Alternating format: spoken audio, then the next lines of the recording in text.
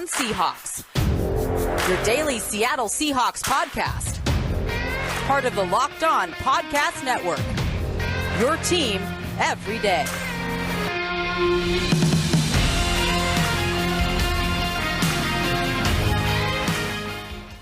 Greetings, 12. This is Corbin Smith, your host for Locked On Seahawks. Joining me as always, my co-host in crime, Rob Rang. Happy Tuesday to all of our listeners. Just like the players and coaches on the Seahawks, we unfortunately have to move on from Sunday's win. We would love to bask in that victory a little bit longer, but the Titans are going to be coming to town on Sunday. It's time to start ramping up for week 2. So it's Throwback Tuesday. We're going to be looking back at the last 2 times the Seahawks and Titans faced off in 2013 and 2017.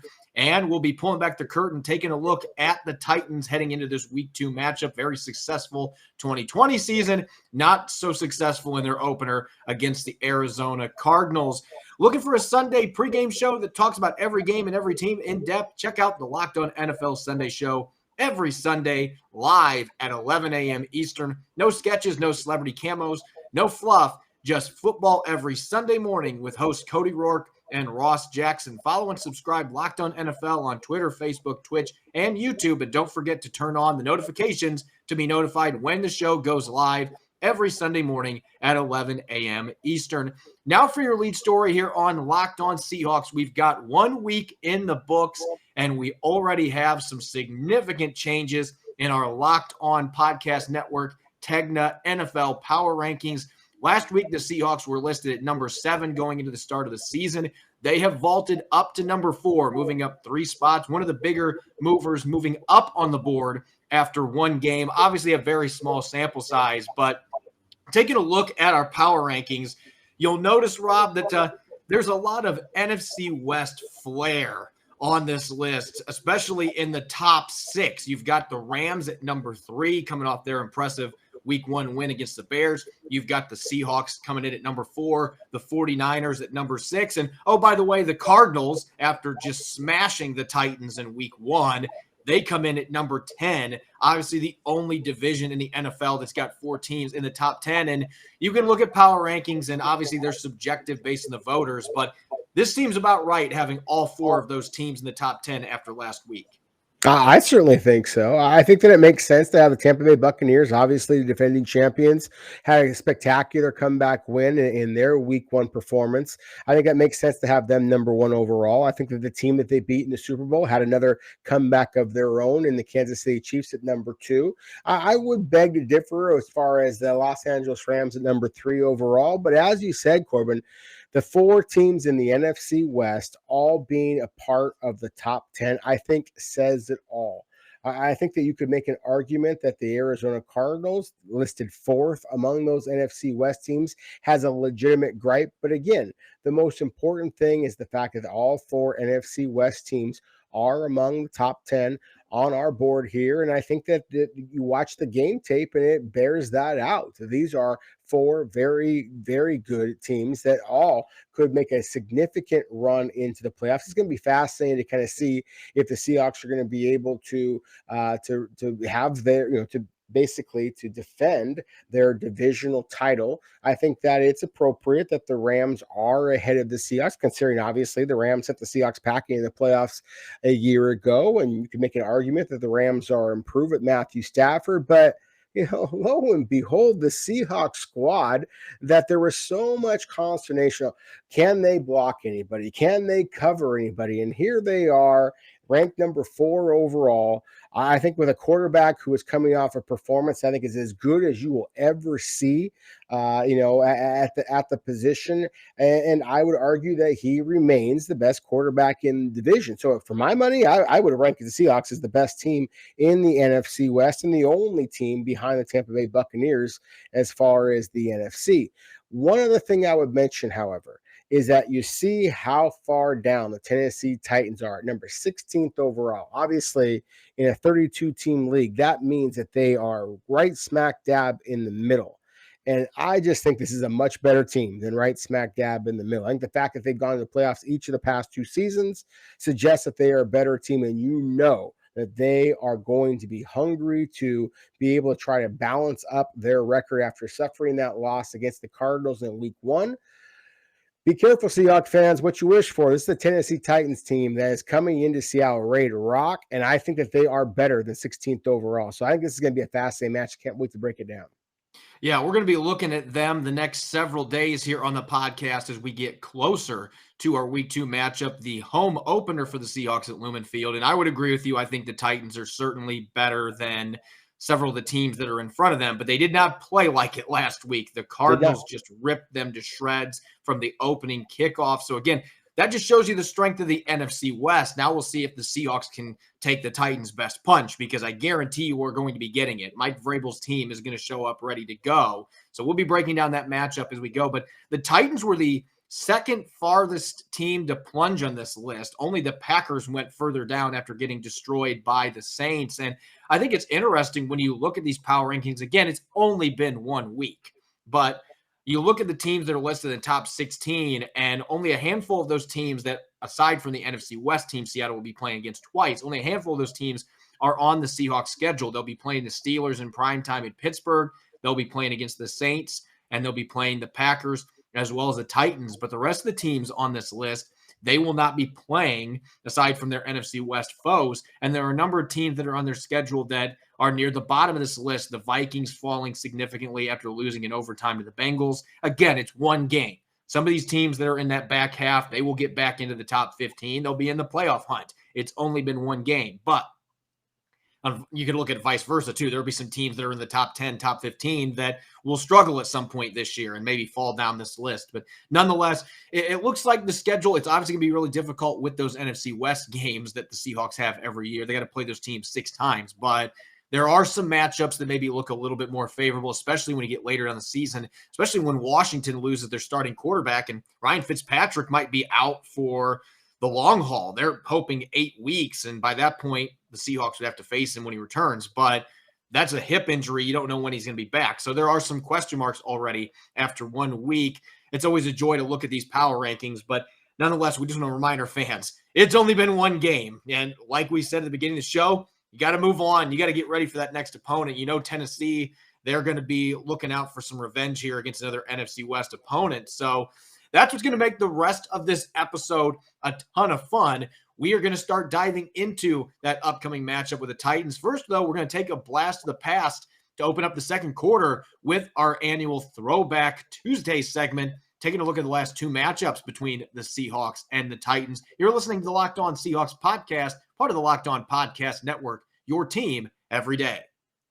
We're back and better than ever. All eyes are on the gridiron as teams are back on to start another football season. As always, BetOnline is your #1 spot for all the pro and college football action this season. With a new updated site and interface, even more odds, props, and contests, BetOnline continues to be the #1 source for everything football. Head to the website or use your mobile device to sign up today to receive your 100% welcome bonus. That's double your initial deposit just for signing up. Don't forget to use the promo code NFL100 from football, basketball, boxing, right to your favorite Vegas casino games. Don't wait to take advantage of all the amazing offers available for the 2021 season. BetOnline, the fastest and easiest way to bet all your favorite sports. BetOnline, your online sportsbook experts. Welcome back to the Locked On Seahawks podcast, Tuesday edition. I'm your host, Corbin Smith, joined as always by Rob Rang. The Seahawks will be returning home for their first game at Lumen Field in the regular season, taking on the Titans this Sunday. The Titans coming off a really difficult game against the Arizona Cardinals, who ran up and down the field, both with the run game and the passing game against them, built a 24-6 lead at halftime. Titans were not able to recover from that, had a lot of issues protecting Ryan Tannehill. We talked a lot about Chandler Jones the last couple of days off air. Chandler Jones is on pace for like 1 billion sacks this season. He had 5 sacks in this game against the Titans. They could not figure out how to keep him out of the backfield. Let's go back a blast from the past, as we always do on Throwback Tuesday. We're going to look back to the last 2 times these teams played. Same division as the Colts, so obviously they only play every 4 years. The last time the Seahawks and Titans met up was 2017, and then they played in 2013. They also had a matchup in 2010. This has been one of the few teams that Pete Carroll actually has had some struggles with since he became coach back in 2010. He's 1-2 against the Titans. They lost in 2010 as well as 2017. The Seahawks do hold the advantage in the all-time series, though, including games against the Tennessee Oilers, the Houston Oilers. Those games added in, the Seahawks are 10-7 overall. Let's look back at those last two matchups. Swing back to 2013, the year the Seahawks obviously won the Super Bowl. They went 13-3. One of those 13 wins was against a Titan squad that came to CenturyLink Field with a 2-3 record. It was a team that had a lot of turnover on its roster in previous seasons. Ryan Fitzpatrick was the quarterback, bringing up Fitzmagic again. This was about 10 teams ago for him. He was the starting quarterback for the Titans that year. Chris Johnson was getting towards the end of his run as the workhorse running back. They didn't have many weapons on the outside. They were rebuilding their offensive line. This was a team that really struggled all of that season, but they were very game coming into CenturyLink Field, and they put up a fight. In fact, they were ahead of the Seahawks at halftime in this game based on the fact that they got a 77-yard fumble return from Jason McCourty, and that was one of the weirdest plays that I've seen the Seahawks have, and that's saying something. Chris Marigo's getting the snap, botched it, tried to recover it, ball gets knocked out, McCourty returns it, 77 yards for a score, and that really silenced the crowd, at least briefly, but the Seahawks were able to get things turned around in the second half, and this is one of those games where you look at the box score, it really wasn't, the game didn't have anything spectacular that went on. It was one of those games that just kind of happened, and the Seahawks managed to just get through with the W, and they held on for a 20-13 victory. So not one of their more commanding victories that season against a team that they were far superior to, but that tends to happen sometimes. You play down to your competition. The Titans were a game squad, and they gave them a fight. They certainly did. And ultimately, the Seahawks won. And as you said, Corbin, I mean, obviously, that was the season that the Seahawks went on to beat the Denver Broncos and win their first Super Bowl championship. And so I think that you could have probably predicted, just listening to the show, once we mentioned the year, that the Seahawks were going to emerge victorious in that game. Obviously, Russell Wilson was one of the starters for the Seahawks at that point. Marshawn Lynch was one of the stars. I think there's a lot of Seahawks fans out there who basically remember that roster. And so I love that you mentioned that it was Ryan Fitzpatrick who was the quarterback of the Tennessee Titans at that point. It was Chris Johnson, CJ2K, what was the running back for the Titans. So this is very much a completely different team than the Seahawks are going to be facing this week. We had different coaches. Mike Mularkey was the head coach at that time. Mike Munchak was the head coach of the Tennessee Titans in the 2017 season. So again, you had some very different Tennessee Titans than the Seahawks are going to be facing this year. I don't have the sharp memory that you do, Corbin. I'm not going to be able to remember the Chris Marigo's fumble and things like that. Jason McCourty returning that 77-yard touchdown back. But what I do remember is just the different level of physicality that the Seattle Seahawks had in that 2013-2014 season. They basically were able to just flex on every single opponent. And I mention that because if the Tennessee Titans can come into Seattle and beat the Seahawks, as good as they are feeling right now, it's going to have to basically duplicate the effort that the Seahawks had against Tennessee years ago. They are going to have to be the physical team. And that's the thing, is Mike Vrabel's squad, with guys like Derrick Henry and the free agent addition that they made, Bud Dupree, Julio Jones, they've got the players to do so. And so that's the thing about this squad is I love looking back, especially some of the other players the Tennessee Titans have brought. I think there's a lot of Seahawks fans out there who might remember that prior to the 2012 draft, when the Seahawks wound up selecting Russell Wilson, 75th overall in the third round, there was a lot of talk that John Schneider might use the number 12 overall selection on Ryan Tannehill, the current quarterback of the Tennessee Titans. And he, of course, was not with Tennessee back then. He was with the Miami Dolphins. But still, there are a lot of changes the Tennessee Titans have made over the last couple of years that kind of allow us to look back on them and recognize that this is a squad that is, again, very different and now very angry as well. And they're a lot different than the 2017 squad. A number of the players that were on that Titans team that beat the Seahawks in Nashville, A lot of those players are no longer on the roster, including the starting quarterback at that time, Marcus Mariota. He is now the backup to Derek Carr with the Las Vegas Raiders. But on that particular game, that was one of those really odd ones. The Seahawks did not have any turnovers in that game.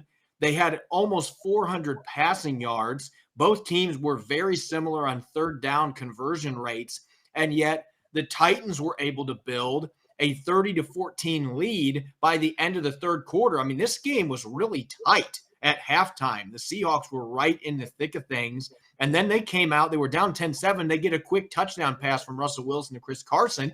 They're ahead 14-10. It looks like the Seahawks are in good shape.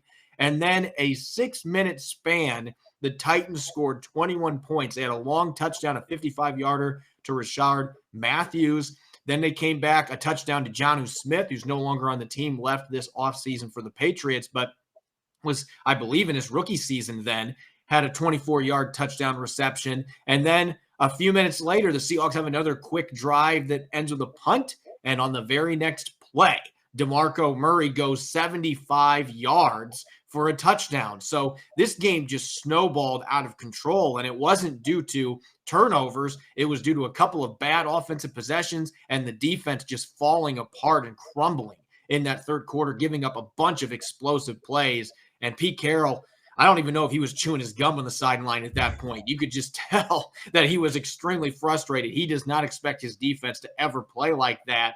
They tried to make things interesting in the fourth quarter. They got a couple of touchdown passes from Russell Wilson to Luke Wilson and Paul Richardson, but it was too little too late. There was a field goal by the Titans in that quarter that extended the lead. They ended up winning by 6. The final score was 33-27.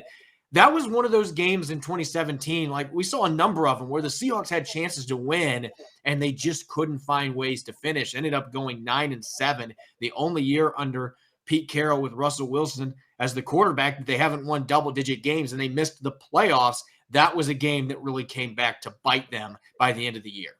It really was. And I definitely remember the DeMarco Murray run, because that was the one that was kind of, I hate to use this expression, but the straw that broke the camel's back. And so when that big run happened and the Tennessee Titans were able to jump to a 30-14 halftime lead, then yeah, that really changed everything. 30-14 lead in the third quarter, that really changed everything. And you mentioned the fact that this was kind of a Seahawks kind of a game. The fact that Russell Wilson was as effective as he was, there were no turnovers from the Seahawks. They were playing on the road. They scored 4 times, and all 4 of them were touchdowns. The Tennessee Titans, playing at home, of course, had 4 field goals. If not for the utter collapse that was the third quarter, the Seahawks should have absolutely won that football game. So to me, I actually kind of remember that game a little bit fondly. Like, this is the type of game that you should win every single time. So why didn't you? Looking at the statistics, one of the things that really jumps out to me, besides, again, the mistakes that were made, the DeMarco Murray big, long touchdown run being a critical one, but I also looked at the penalties. The Seahawks had 11 penalties for 98 yards in that game. The Tennessee Titans only had 5 for 45. So if you basically double a team's penalties, we know the way that the Seahawks have had some just kind of, some penalties at just the absolute worst times. That can cost you a game, especially on the road. And so to me, that is one of the things to remember about that game. See if you can make the Tennessee Titans be the team that has to try to come back. That's where Ryan Tannehill is, where he struggles a little bit, as we just saw this last week against the Arizona Cardinals. And that's, unfortunately, for Seahawks fans, where Seattle struggled in trying to make their valiant but ultimately unsuccessful comeback attempt back in 2017 against those same Tennessee Titans. Well, Seahawks will try to get back in the win column against the Titans after losing that last one and losing 2 of the past 3 between these two teams. When we come back in the third quarter, we're going to look at the current Titans coming off a difficult loss to the Cardinals. We'll look at what's new as far as additions and departures on the roster and the coaching staff, their 2021 draft class, and some inside the numbers from last season and last week's game. We'll be right back. You're listening to the Locked On Seahawks podcast, part of the Locked On Podcast Network, your team every day. This episode is brought your way by Rock Auto. With the ever-increasing numbers of makes and models, it's now impossible for your local chain auto parts store to stock all the parts you need. Why endure often pointless or seemingly intimidating questioning and wait while the person behind the counter orders the parts on their computer, choosing only the brand their warehouse happens to carry? You have computers with access to rockauto.com at home and in your pocket. Why choose to spend 30%, 50%, or even 100% more for the same parts from a chain store or car dealership? Rock Auto is a family business serving do-it-yourselfers for over 20 years, and Rock Auto has prices that are reliably low for every customer. They have everything you need: brake parts, tail lamps, motor oil, or even new carpet. Go to rockauto.com right now and see all the parts available for your car or truck. Go to rockauto.com right now and see all the parts available for your car or truck. Right, Locked On in there. How did you hear about us box so they know we sent you? Amazing selection, reliably low prices, all the parts your car will ever need. rockauto.com.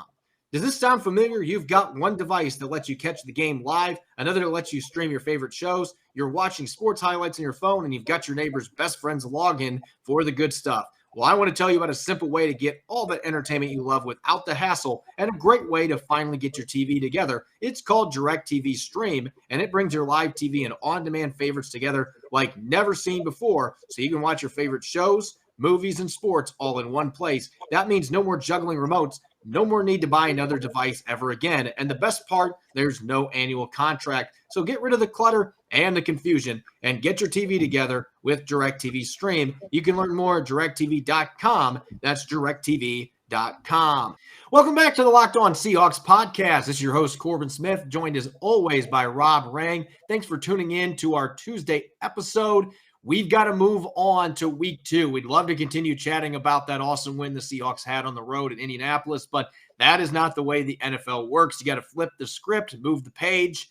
It's time to start preparing for the Tennessee Titans, who will be coming to Seattle after a 38-13 loss to the Arizona Cardinals. They're licking their wounds, looking for some revenge. And as we talked about last quarter, this is still a very talented football team led by Derrick Henry and Ryan Tannehill on offense. They got plenty of playmakers on defense.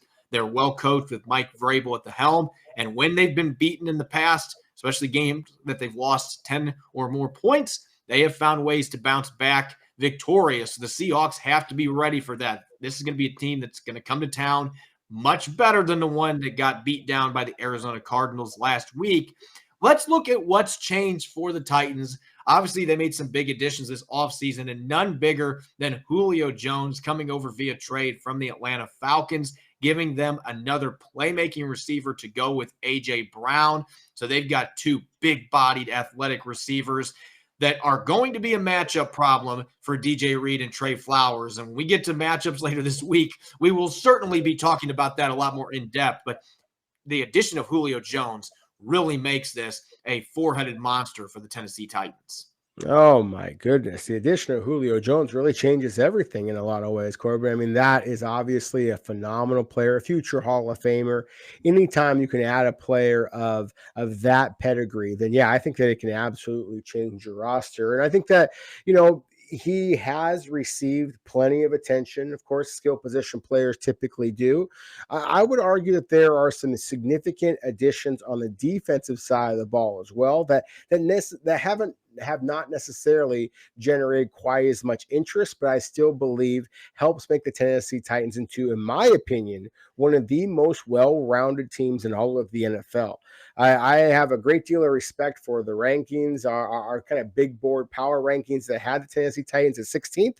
I think this is a top 10 club. I think this is absolutely a Super Bowl contending team. Frankly, I think that this is a team that matches up better against the Seahawks, even in Seattle, than the Indianapolis Colts did back at Lucas Oil Stadium. So I think this is very much a team that the Seahawks need to be paying attention to. And those defensive players I kind of referenced before a moment ago, Bud Dupree from the Pittsburgh Steelers, Danico Autry from the Indianapolis Colts, and combine the production that they had a year ago. You're talking about 20 plus sacks that you're adding to a defensive line that already has a player that I'm certainly very, very high on in Jeffrey Simmons, the young defensive tackle. So I think there's a lot of Seahawks fans who are feeling really, really good about how well the Seattle's offensive line performed against the Titans, performed against the Colts in week 1. But again, this is a very talented team that's coming in. And then you said the biggest thing is Derrick Henry. I really think, and I'm sure that we'll be breaking down matchups as we go, but again, the priority number 1, number 2, number 5, number 20 is stopping Derrick Henry because he is that good. And there's no question about it. If Derrick Henry gets rolling, just think about the play action possibilities you have with a mobile, very talented quarterback and Ryan Tannehill going to those receivers. Again, Julio Jones and A.J. Brown as well. You don't think that A.J. Brown wants to come in here and show his former teammate, DK Metcalf, how to play? I just think this is a fascinating matchup. Can't wait to keep breaking it on down. And the thing about the Titans roster, we just mentioned those additions, but there were certainly some big losses for this team coming off of their second playoff appearance in a row. None bigger than Jonnu Smith, who actually mentioned last quarter because back in the 2017 game, he had a receiving touchdown. He had a pretty big game against the Seahawks in his rookie year as part of that victory at Nashville.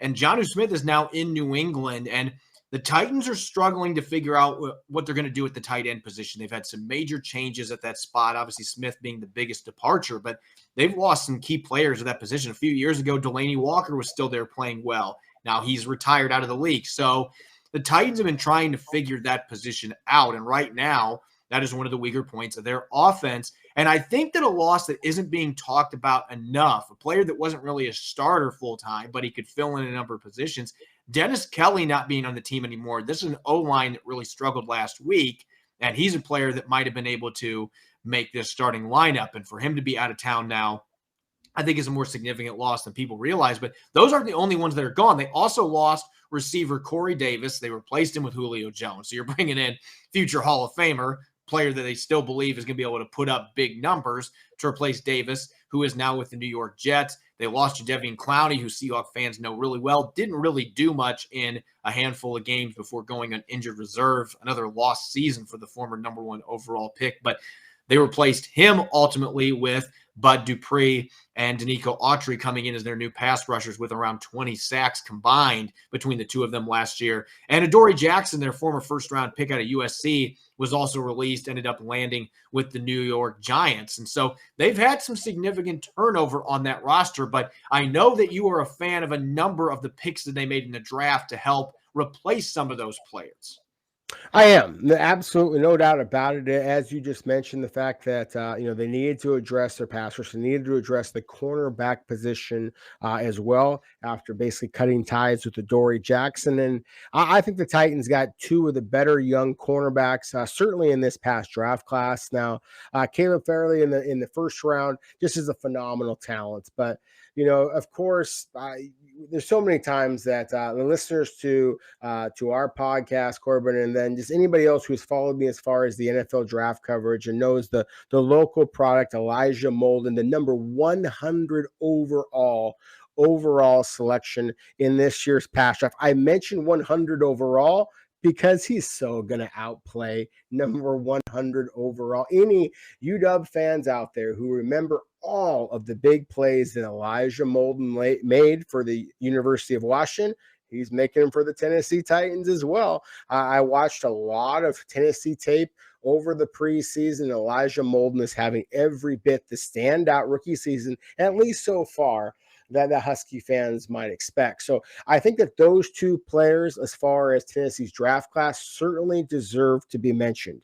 But there was one other person that I wanted to mention that the Tennessee Titans lost that I think is significant, and that would be their offensive coordinator, Arthur Smith, who is now with the Atlanta Falcons. And you take away a team's offensive coordinator, and that can completely change their identity. The Seahawks were beneficiaries of that. We saw how much of a explosive performance Seattle had with their new offensive coordinator, Shane Waldron. We saw, unfortunately for Brian Schottenheimer, that the Jacksonville Jaguars, with Schottenheimer moving on to Jacksonville, as well as Darrell Bevel, they did not have that first big success. The Tennessee Titans with their new offensive coordinator did not have that success. The Atlanta Falcons with Arthur Smith as their head coach did not have that success. The grass isn't always greener on the other side. So I think, to me, that is one significant departure that we have to mention.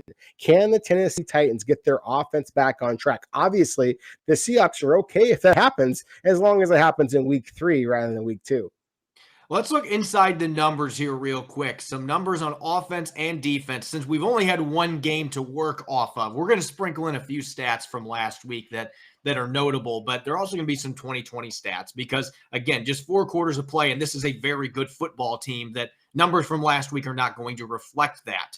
And so looking on the offensive side of the football, a few things that jumped out to me from last week. First and foremost, 81. That is the percentage of snaps last week that the Titans were in 11 personnel with 3 receivers and a tight end. That was the second most in the NFL. You go back to last year, they ran a lot of 11 personnel too. So they're going to be busting those 3 wide receivers out early and often. You can expect that obviously with Julio Jones as well as A.J. Brown. They've got some other receiving talent on this roster as well. So that's a position that they're pretty well set. The Seahawks have to be prepared to face that kind of a look, and they're obviously going to be feeding Derrick Henry a lot out of those 11 personnel looks, hoping they can spread the defense out a little bit and get the king rolling on the ground. Yeah, exactly. And I'm happy that you kind of mentioned him as the king, because that's certainly the impression that I got in my conversations with some of the Seattle scouts when they were evaluating Derrick Henry. There was a great deal of buzz from John Schneider, from some of Seattle's other scouts that have since moved on elsewhere, that Derrick Henry is exactly the type of player that they were looking for. And you just consider what the Seahawks have been able to do, of course, with Chris Carson previously, obviously with Marshawn Lynch. I mean, they love the guys that can pound the rock. And while I was being a little bit critical of what we've seen from the Titans, at least in this very first opening week, where Derrick Henry, as much as I want to praise him as royalty, he didn't look like royalty against the Arizona Cardinals. They were able to shut him down. But one thing I thought was significant is Derrick Henry had 3 catches out of the backfield last week. The backup running back, Darrington Evans, had 3 catches as well. So that's going to be absolutely critical for the Seahawks to continue to play the quality defense that we saw against the Indianapolis Colts. Because if the Titans are unable to throw the ball deep, they will pepper the ball to their backs. And Seattle's linebackers are going to have to be able to tackle them. And that's easier said than done when you're talking about a back the size of Derrick Henry. Looking at our next couple numbers here from last week, I mentioned it earlier, Chandler Jones had 5 of these, but the Titans allowed 6 sacks on the afternoon for 56 yards, both of those being the most in the NFL. Now, let's look at what the Titans were last year, because I don't think the numbers I just read really reflect this football team. It was one game. They really struggled, and there are a number of stats here that tell you just how good this offense was a year ago. 45% third down conversion rate. That was 7th best in the NFL. So they know how to move the chains. 74% red zone touchdown percentage. That was 2nd best in the NFL, even ahead of Seattle at number 3. So they know how to finish, and obviously having Derrick Henry makes that much easier when hand the ball off to the big fella and let him get into the end zone. And then Ryan Tannehill at a 106.5 passer rating, which was the 5th best in the NFL. His career resurgence in Tennessee continued a year ago. And maybe the stat that is most alarming, and as a running back guy, I just am blown away by this. Derrick Henry, according to Pro Football Focus, had 1,525 yards after contact. He would have won the rushing title with after contact yards a year ago. That is just insane. And that tells you the type of greatness that we're talking about there with King Henry. It really does. I mean, that is an absolutely mind-boggling statistic. But at the same time, from a Seahawks perspective, what that says to me is that the Tennessee Titans offensive line is not all that great. And that if Seattle, and that to me is going to be one of the fascinating things about this, Corbin, is obviously this is going to be the very first game back in Lumen Field. How are the 12s? Are they as jacked up and ready to go as we are seeing teams and their fan bases all across the NFL and college football landscape? If the Seahawks can have that type of intensity, I think it's that much more likely that Derrick Henry is going to get hit behind the line of scrimmage. And considering how well the Seattle tackled against a very physical, talented back a week ago in Jonathan Taylor, then I feel confident that Seattle will be able to slow Derrick Henry down. But if the Titans are able to get ahead, if the crowd is not as jacked as I anticipate that they might, then there is a good possibility that Derrick Henry is going to be able to break some of those runs. We referenced before the DeMarco Murray 75-yard touchdown a couple of years ago from the Tennessee Titans. We saw some of the big plays that the Arizona Cardinals had, the Seahawks had, that the Rams had, in the NFC West division, the 49ers as well. I guess I got to acknowledge them also. The huge plays, those are the types of plays that can completely change games, especially when you have teams that like to run the ball and play it safe a little bit, the way that Pete Carroll, at least historically, has, and certainly Mike Vrabel, another defensive-minded head coach, has as well. It's those type of big plays that can completely change this football game, especially for teams on the road. And when you have the skill position talent that the Tennessee Titans do, they might be able to do exactly that. On the defensive side of the football, you mentioned the possible concerns the Titans might have with their offensive line. Even with the additions that they have had to their pass rush, there's a few stats that really jump out to me looking at last week and last season in general. Last week, it was really the secondary that was concerning. They finished with 9 yards per pass attempt allowed, which was the 7th highest in the NFL. They also gave up 6 passes of 20-plus yards, which was the 2nd most in the league. And I know it's just one game, but that tells me that this is a secondary that is primed to be cooked by Russell Wilson and Seattle's receivers. So we'll break that down more as we get deeper into the week. But certainly the Cardinals are able to expose that secondary. It feels like the Seahawks could absolutely do that as well. Some statistics from last year, and a few of them here might jump out to you. This kind of tells me this is not a great defense for the Tennessee Titans and that their offense really saved them last year. They were near the bottom of the league in red zone percentage. They were 30th in the NFL at 68%. 68% of the time their opponents got into the end zone when they were in the red zone. Not good. They were dead last in the NFL, 52% third down conversion rate last year. So they couldn't get teams off the field consistently.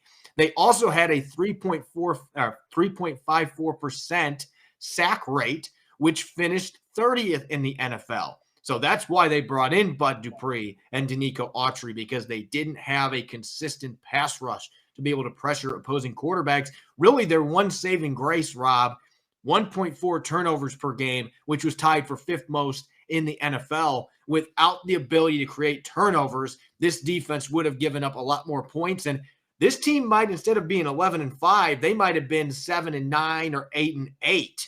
That was the slim difference that those turnovers created for them in a number of those close games. So this is definitely a defense that there are a lot of question marks for Mike Vrabel and company. Oh, no question about it. As we just mentioned on the offensive side of the ball, the big plays on defense was absolutely what saved the Tennessee Titans a year ago. As you just mentioned with the sack rates, they were expecting big things from Jadeveon Clowney. Lots of people have expected big things from Jadeveon Clowney, obviously. But yes, that's why they brought in Bud Dupree. That's why they brought in the other pass rushers as well, Danico Autry and others. And then again, completely retooling their cornerback play. I think this is a young, talented defense. I think the Seahawks are going to be happy they're playing them in week 2, just like they're going to be happy they play the Indianapolis Colts in week 1, because I think that both of these clubs are going to be a lot higher on our big board and on our power rankings when we start talking in November and December. Betting on the NFL doesn't have to be a guessing game. If you listen to the new Locked On Bets podcast, hosted by your boy Q and handicapping expert Lee Sterling, get daily picks, blowout specials, wrong team favorite picks, and Lee Sterling's Lock of the Day. Follow the Locked On Bets podcast, brought to you by BetOnline.ag, wherever you get podcasts. You can follow me on Twitter at Corbin Smith NFL. You can follow Rob at Rob Rang. Check out Locked On Seahawks on Google Podcasts, Apple Podcasts, Spotify, and the all-new Odyssey app. That's AUDACY. When we come back for our Wednesday episode, continuing to prepare for the upcoming matchup between the Seahawks and the Titans, Rob and I will be breaking down 3 offensive and 3 defensive matchups to watch at Lumen Field. You won't want to miss it. Thanks for listening in. Enjoy the rest of your Tuesday. Go Hawks.